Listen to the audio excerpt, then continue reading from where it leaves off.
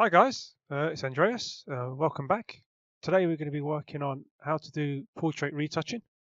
It's something I've been doing for quite a while, but today we're going to show you a nice, quick and dirty method of quick retouching, just to get some of the results that you've probably seen around on the web or images that have inspired you. Now we're going to work in small sections at a time. So today's retouching session is not just going to be an entire portrait. We're just going to work on one section, which is the eyes and the eyebrow shaping. So let's get stuck in and let's get going. And by the way, just before I start, the model that you can see here, this is straight out of the camera. A few minor adjustments in RAW, and her name is Pixie Doll. I'll actually, if I get a permission, I'll put a little link down below, so you go check out her Facebook page. Okay, so this is the image we're going to work with, and we're going to be working on, I think it was this side of the eye, which is here. And this is the before image, and we're going to be working towards something like this. So here's our before, and you can see we've given her iris some more punch. We've cleaned up some of the whites of the eyes. Some of the skin has been retouched, but that'll be for another lesson. And you can see the eyebrows here. They've also been retouched. If you have a good look, you can see eyebrows retouched, eyes being cleaned, and you can see a few little specks here and there on the eye. Let's have a zoom in 100%. You can see what's been cleaned up, and this is really easy to do. I've taken away all the technical stuff and I've tried to find a nice quick method to get you going. So let's start. So we're going to make 2 copies of your image. So if it's a full portrait, obviously 2 copies of that. So Control J twice, and you'll have 2 copies of your main image. And we're going to go to the top foremost copy. We're going to go to soft light. I think is better for me. You can choose normally overlay or soft light. I prefer soft light. Now here's a good trick.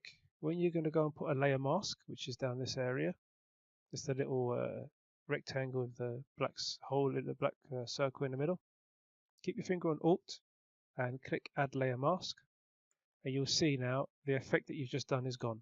That's because we have to use white to paint onto our black layer mask to reveal what we've just done.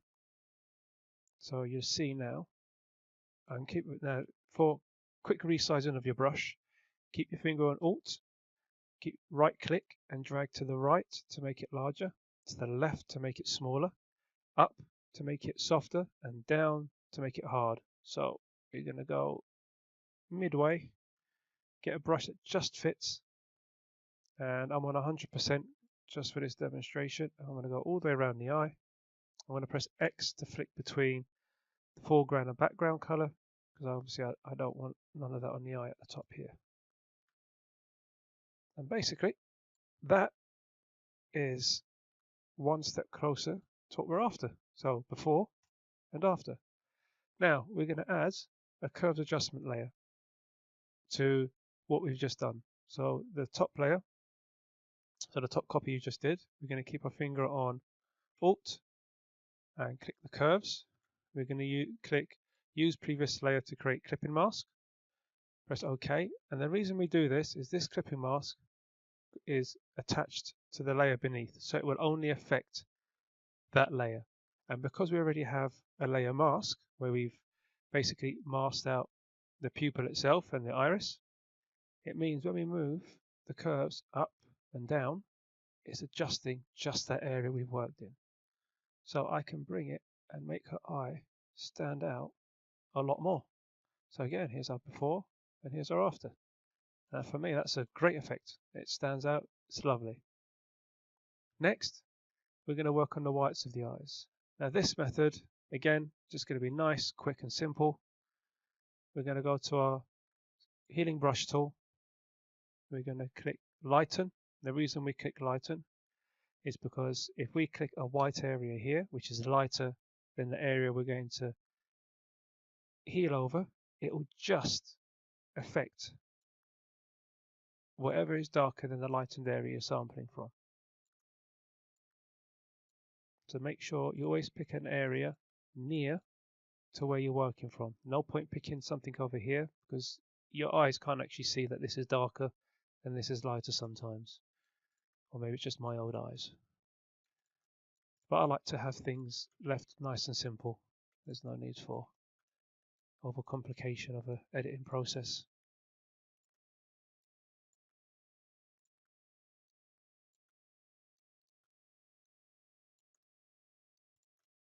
So I'm trying to do this as quick as I can and also trying to keep it in a bit more real time so you can see what it actually will take for you to do this yourself. Now remember, this is only a nice quick method I'm using. If it's for an image that you really want to take a lot of care of, then I will show you some other methods in another YouTube video. Now, you know when you zoom in really close like this, you just press Ctrl and H to hide your guides, and you can get on and keep editing, not having to worry about, because those guides really bug me sometimes. I know you can turn them off permanently, but sometimes they're handy. I've never found them handy myself. Okay, so you don't want to get rid of everything. If you get rid of every single vein, the eye looks like it's like something out of Chucky. But you can see here, before and after, nice cleanup again, before and after, and that's taken us no time at all. Then what we'll do again, we'll create another curves adjustment layer and brighten it up a bit. And what you can do, if you can see here, on one of the layer we did, the very first adjustment we done, if you keep your finger on Alt and drag that mask layer up to where we were just working, the curves, it will drop it in. So it will drop that mask in. Now, I'm being a bit lazy, I didn't have to do that. But now I can brush in with black.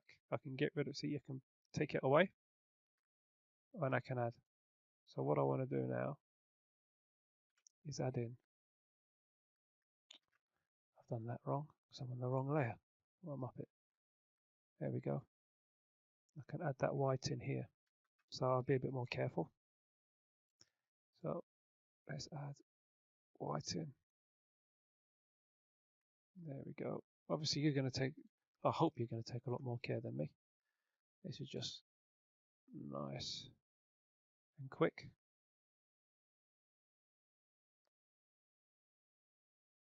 I only wanted a little bit there, just to bring. And it's always good to look from far away. If you look like this from an image, you can normally see the imperfections. But yeah, we've just lightened it up just a tad, a bit more. Yeah, I'm not sure if you can see much of what I'm doing. There you go. We just give it a nice bit of brightness there. Now you can see it's affecting the iris itself. So I'm going to press X to bring the background to the foreground, and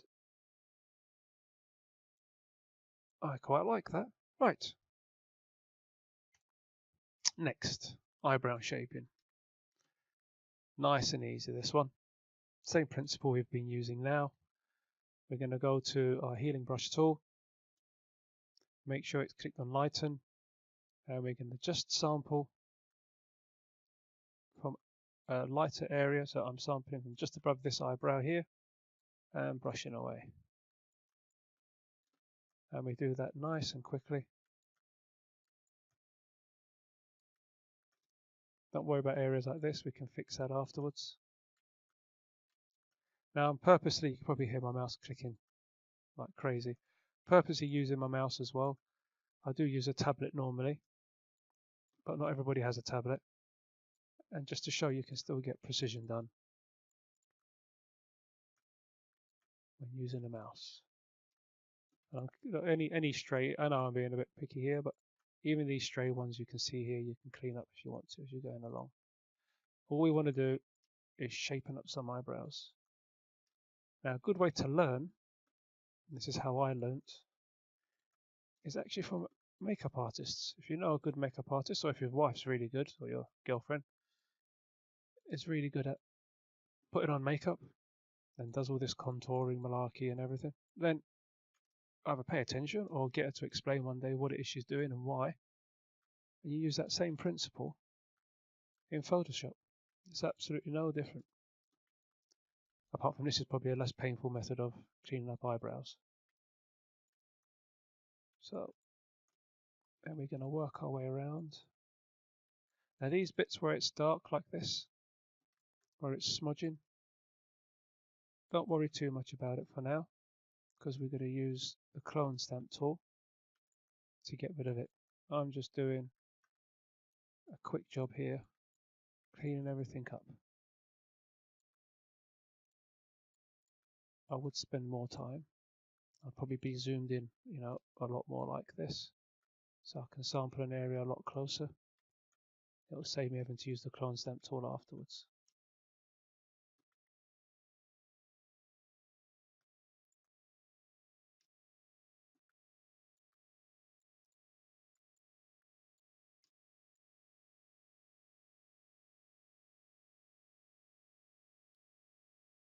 A few stray ones up here. Now when we start using the clone tool, we're not just going to use it to shape, but we're going to use it to add. So you can see here now what we've got. So before and after, before and after. Now we're going to go to our clone stamp tool. Click a new layer. Make sure you've got either current and below or all layers. And then this one, it should be quite hard, the brush, not too hard. And slowly sample and shape the eyebrow. Now, remember, I'm just rushing through this. So please, when you do yours, spend a bit more time on it than what I'm doing here. The last thing you want to do is give your model or whoever you're retouching some dodgy eyebrows.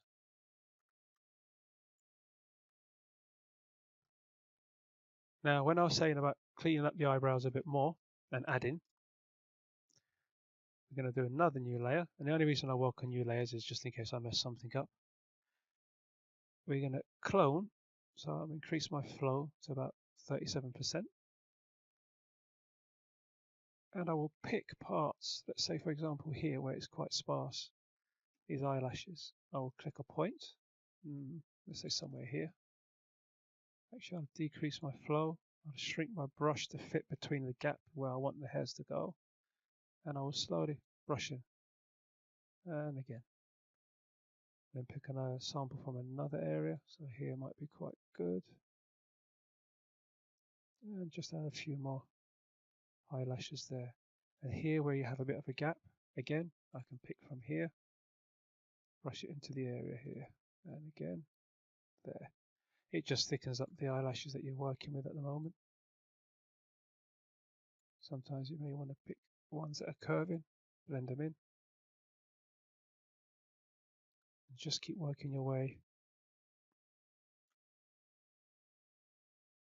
like that.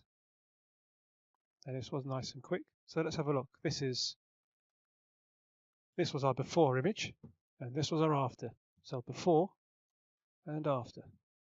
Now you can see in my previous before and after.